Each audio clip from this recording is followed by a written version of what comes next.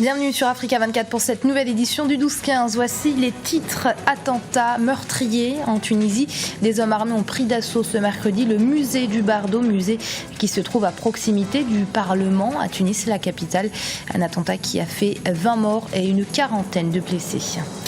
Déception au Mali, les rebelles du Nord ont refusé de signer l'accord de paix négocié par la médiation algérienne. Et sachez que la première conférence internationale sur l'émergence de l'Afrique s'est ouverte ce mercredi à Abidjan. Les détails dans cette édition. La Tunisie, pays en deuil, 20 personnes sont mortes et une quarantaine d'autres a été blessée ce mercredi 18 mars dans l'attaque du musée du Bardo à Tunis, musée qui se trouve à proximité du Parlement. L'attentat a d'ailleurs eu lieu au moment où les députés tunisiens examinaient une loi antiterroriste. Ibrahim Ndiaye. La Tunisie frappée par un attentat terroriste. Au moins 19 personnes, dont 17 touristes étrangers, ont été tués ce mercredi 18 mars dans une attaque menée par des hommes armés contre le musée du Bardo à Tunis. Une attaque menée par 2 ou 3 individus qui ont fait irruption dans ce musée pour accéder a priori au Parlement. La Tunisie est dans la ligne de mire depuis quelque temps. Et n'oubliez pas que la situation aux frontières de la Tunisie en Libye et au sud de la Tunisie est assez explosive depuis maintenant plusieurs années, presque on pourrait dire. Le timing et le choix de la date d'aujourd'hui correspond quand même à une période où il y a eu énormément d'arrestations ces derniers temps, énormément de prises d'armes, également un renforcement des dispositifs autour de plusieurs réseaux, donc dans une phase un peu d'affrontement entre les forces de sécurité ou l'armée avec les groupes terroristes existants sur le territoire. Des dizaines d'otages étaient présents à l'intérieur du musée. L'attentat intervient au moment où le Parlement était en train d'examiner un texte de la loi antiterroriste. On est à quelques jours de la fête de l'indépendance, le 20 mars, et le musée qui est dans la proximité de l'Assemblée qui va statuer également sur la nouvelle loi antiterroriste, parce qu'il y a déjà une loi qui est appliquée actuellement. Donc il y a quand même toute cette conjoncture et autres. Je pense que c'est une riposte par rapport à tout ce qui est en train de se passer actuellement et le renforcement du dispositif et surtout les réussites successives de l'armée sur 2 entrepôts qui ont été découverts, plusieurs réseaux démantelés, plusieurs arrestations ces derniers jours. Je pense que c'est tout ça qui les fait réagir.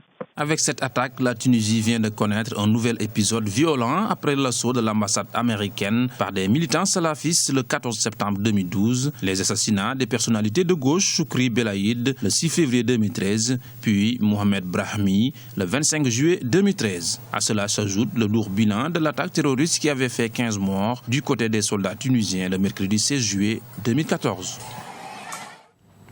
Au Mali, l'enquête continue après l'attaque menée contre un restaurant de Bamako, la capitale, ce 7 mars, et qui a fait 5 victimes. 2 personnes soupçonnées d'avoir aidé les auteurs de l'attentat à s'infiltrer dans la capitale malienne ont été arrêtées par les autorités nationales. Et toujours au Mali, l'équipe de médiateurs internationaux emmenée par la MINUSMA n'a pas réussi ce mardi 17 mars à convaincre la rébellion Touareg du Nord de signer les accords de paix négociés à Alger. Un échec de plus qui compromet les chances de parvenir à une sortie de crise rapide dans le nord du pays. Ibrahim Ndiaye. Les autorités maliennes et la communauté internationale portaient beaucoup d'espoir sur cette rencontre.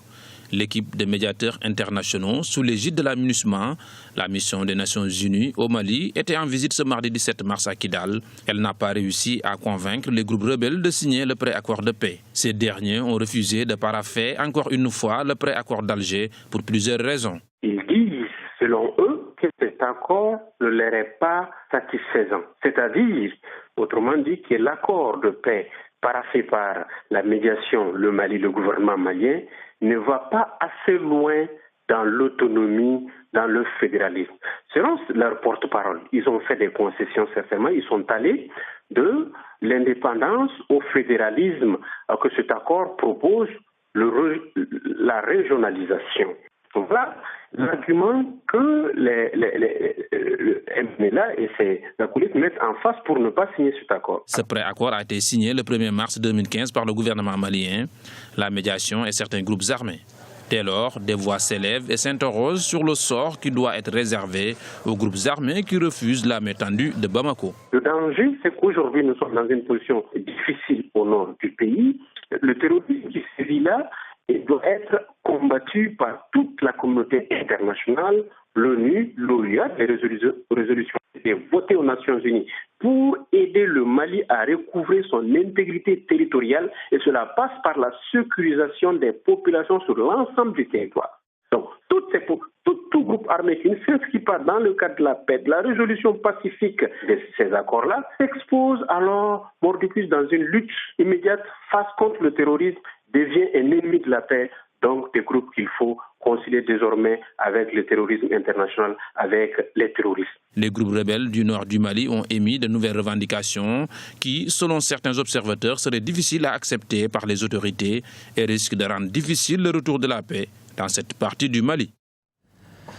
Ouverture ce 18 mars à Abidjan, Côte d'Ivoire, de la conférence internationale sur l'émergence de l'Afrique qui va se tenir jusqu'au 20 mars. 40 pays ont été invités ainsi que 300 experts pour échanger sur les conditions de l'émergence des pays africains. La conférence est organisée en partenariat avec la Banque mondiale, la BAD, la Banque africaine de développement et le PNUD, le programme des Nations Unies pour le développement. Reportage de notre correspondant en Côte d'Ivoire, Olivier Conan. 300 experts sont réunis à Abidjan, en Côte d'Ivoire, depuis ce mercredi pour réfléchir sur les conditions et stratégies pour atteindre l'émergence. Les pays africains doivent aller au-delà de la simple croissance pour transformer l'économie. La réduction de la pauvreté doit être la pierre angulaire des programmes de développement. Au Sénégal, par exemple, à travers le plan Sénégal émergent, les autorités souhaitent une profonde transformation de l'économie avec un taux de croissance de 7% par an. Ceci devrait permettre au pays d'atteindre l'émergence en 2035. Mais pour arriver à ce résultat, il est important de réduire les disparités sociales. C'est l'objet de 2 initiatives nouvelles que nous avons lancées à cet effet. La première, à travers le programme national de bourse de sécurité familiale, doté d'une enveloppe pour l'année 2014 de 20 milliards de francs CFA pour soutenir 200 000 familles bénéficiaires. La seconde, avec la couverture maladie universelle, vise à faciliter l'accès du plus grand nombre à un minimum de soins de santé. En Côte d'Ivoire, le cap de l'émergence est fixé à l'horizon 2020. Pour y arriver, le PND, Programme national de développement 2015-2020, va être finalisé au mois de septembre. Ce programme mise sur le développement de l'agriculture pour atteindre l'autosuffisance alimentaire. Le secteur agricole est le secteur le plus porteur dans les premières étapes d'une croissance forte et partagée. L'augmentation de la productivité dans l'agriculture permet de réduire la pauvreté et de produire une main-d'œuvre abondante pour les secteurs industriels et tertiaires. Plusieurs pays sur le chemin vers l'émergence ont commis l'erreur de négliger le secteur agricole. Nos pays doivent continuer de renforcer les filières agricoles et atteindre l'autosuffisance alimentaire. Pour réussir le pari de l'émergence, les États africains devront renforcer la coopération sous-régionale. La poursuite des réformes structurelles devrait permettre à terme à la plupart des nations du continent d'être émergents à l'image des pays de l'Asie que sont la Malaisie et la Chine. Et le Sénégal prévoit une relance économique au cours de la prochaine décennie, frappée par la hausse des cours du pétrole, mais aussi par une baisse des recettes touristiques dues au virus Ebola. Il s'agit donc aujourd'hui de trouver des moyens de dynamiser ses finances nationales. Idlet Mirabel Bissou. La hausse du cours du dollar sur le marché international et la baisse du tourisme au Sénégal due au virus Ebola ont contribué à freiner l'économie du pays. Avec un PIB de 4,4% en 2014, le Sénégal s'emploie à relancer son économie. Objectif, doubler le taux de croissance économique au cours de la prochaine décennie. La chute du baril du pétrole de 60% depuis juin 2014 amène les États à repenser leur modèle économique. Nous avons beaucoup plus d'importations que d'exportations et ces importations sont livrées en dollars. L'un des produits les plus importants, c'est le pétrole. Pour les pays non producteurs comme le Sénégal, Ce qui fait que la baisse importante du baril a été atténuée par le renchérissement du dollar. Ça a vraiment limité les impacts positifs sur nos économies. Au Sénégal, les importations des biens ont connu une baisse de 31,8% en janvier 2015. Le virus Ebola a également eu un impact sur l'économie. Le tourisme d'affaires, en hausse ces dernières années à Dakar, est en constante régression. Les annulations des réservations d'hôtels depuis septembre 2014 se sont traduites par un manque à gagner de 800 millions de francs CFA seulement dans la capitale. Ebola a causé d'importantes